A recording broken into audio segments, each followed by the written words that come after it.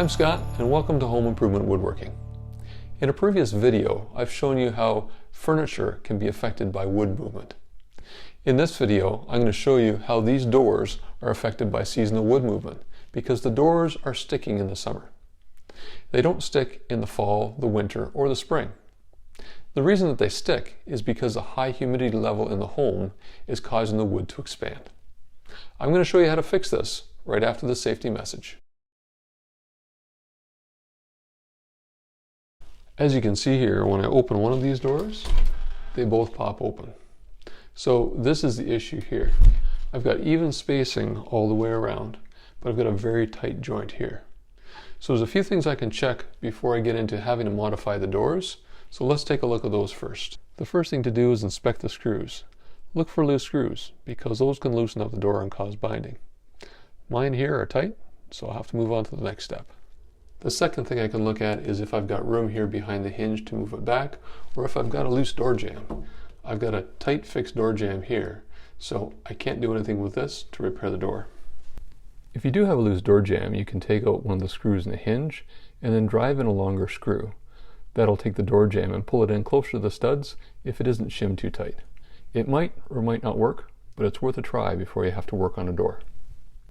So what I need to do is take off wood from the inside of one of these doors, and you can see here where the paint is wearing off. So this joint is too tight. I need to take off about a 1/16 of an inch, and these doors will work great. To take this door off, I need to take the hinge pin out of the top and bottom, and I just use a nail and a hammer to do that.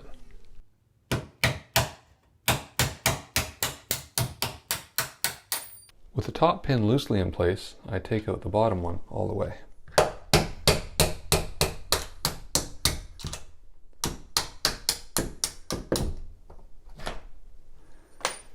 Now I just need to grip the handle here and pull that pin out, and I've got full control of the door. There are a few different ways to take down the edge of a door.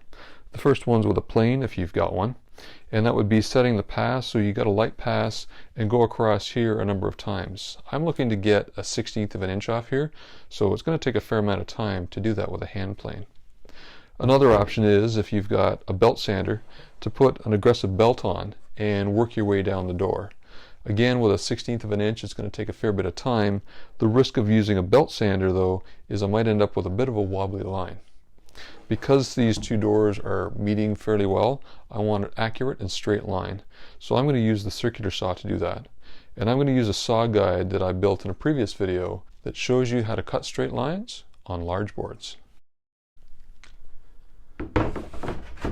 With the saw guide, all I need to do is line up each corner here to the cut line I want, and I'll get a perfect cut every time.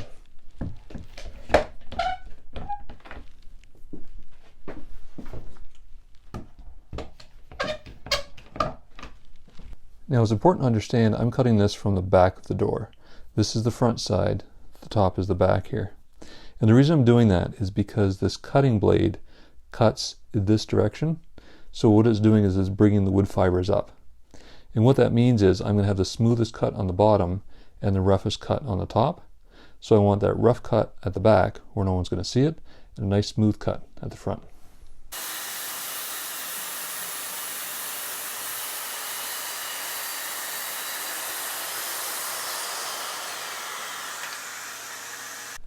With the edge of the door now cut, I can test it in place. So to mount this door, I simply get the bottom hinge in place and then use the pin in the top hinge, and that takes the weight of the door, and then I can swing it closed. Perfect fit. So I have to prime and paint the edge, and that'll finish this off.